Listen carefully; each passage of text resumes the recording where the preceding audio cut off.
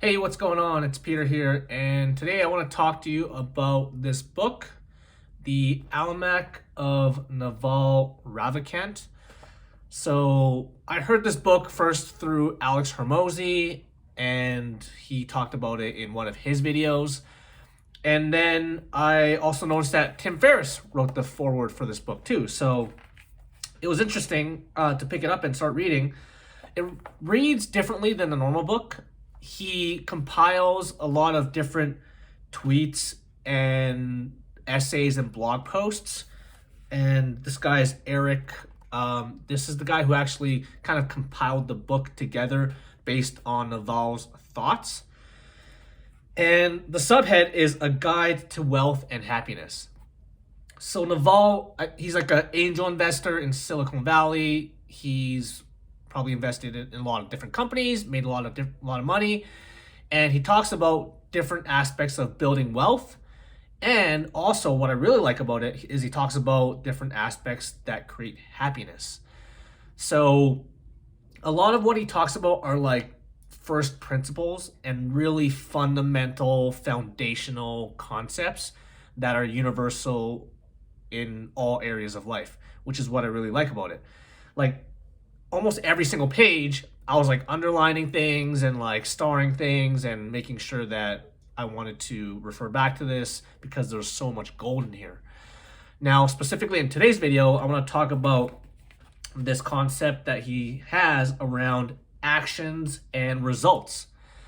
So, oftentimes when we go after a goal, we're so focused on the goal itself that we don't think about the long-term impact and the compound interest of the actions that we take towards that goal.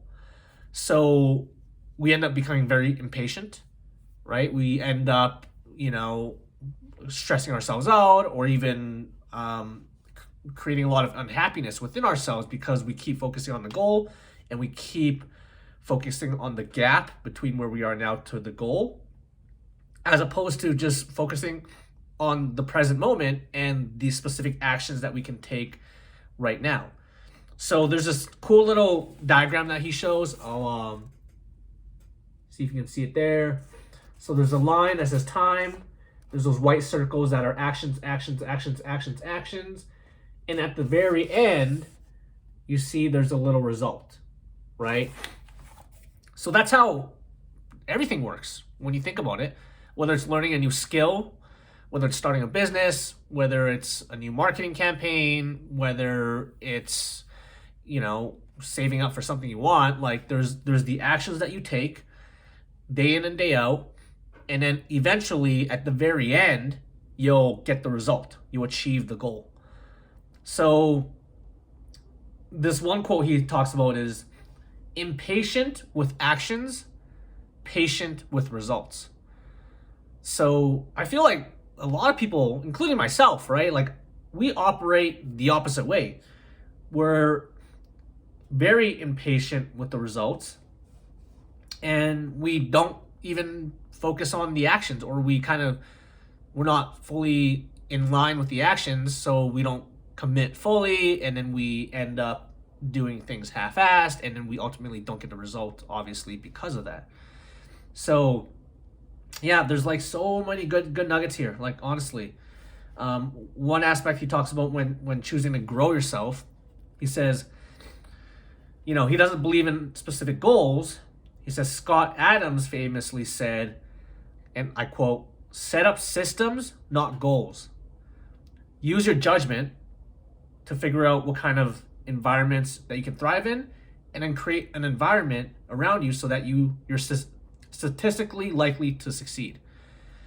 So yeah, it's like such a simple concept, right? It's so simple, set up systems, not goals, and create the environment around you where it's inevitable that you're going to succeed.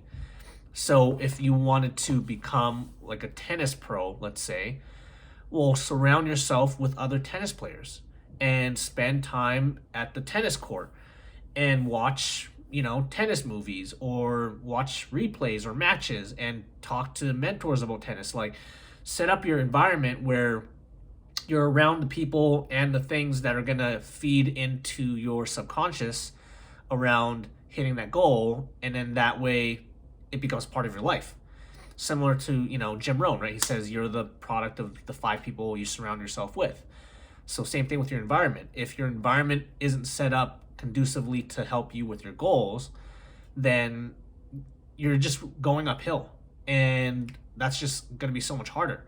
So might as well figure out how to set up your environment, set up the people around you, set up your input, whether it's the media, social media, movies, books. Like, have everything around you that feeds into the goal and stacks into your favor, so that you have a way more likelihood chance of achieving that goal based on, yes, your efforts and your actions, obviously, but at the same time, it's the environment that feeds into it. So now you're living, breathing, and eating that goal, and it's inevitable, right? It's just a matter of time.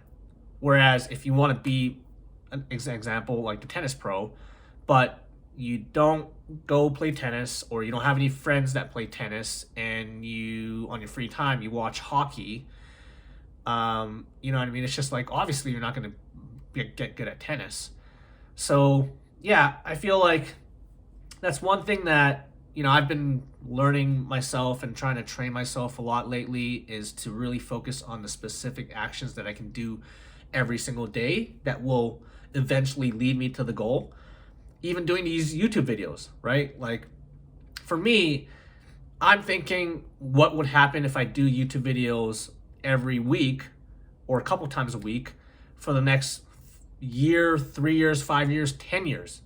Like, where would that take me in terms of my speaking, in terms of my presenting, in terms of my content, as opposed to thinking that this specific video needs to succeed or else I'm going to stop doing videos. So I've another book that I've mentioned too on my channel is the 12-week year. So what I really love about that 12-week year book is they give you a framework of tracking your execution week by week. So you set up your goals for the 12-week years, but then you break that down to specific daily actions that you can take. And then now I have a spreadsheet with like 100 or more little tasks that needs to be completed each week. And now I can just wake up, open up the spreadsheet, look at that sheet, be like, great, okay, I got to do this specific thing, this specific thing, this specific thing. And if I keep doing this, eventually I'll hit my goals. And lo and behold, this past 12-week year that I did, I completed it, I think, a week or two ago. I was able to hit all 3 of my goals that I set out. And that was because every single day I was chipping away at these little minor tasks that will lead me to the goal, but I wasn't focused on the goal itself, because every day if I focused on the goal itself, then it's just, I'd compare myself between now and the goal. I'd realize I didn't have the goal yet, and then I'll get down on myself, and then I'd, get into a downward spiral. I wouldn't have any motivation, as opposed to focusing on the task itself and executing on those tasks that will lead to the goal. If I completed those tasks, then that was a win for me. Like, that was considered success if I did those tiny little specific tasks week in and week out. So yeah, hopefully that helps in terms of your development and growth. If you are interested, honestly, I would highly recommend checking out this book. It's so good. I feel like this is one I'm going to refer back to, like, maybe every quarter, at least every year.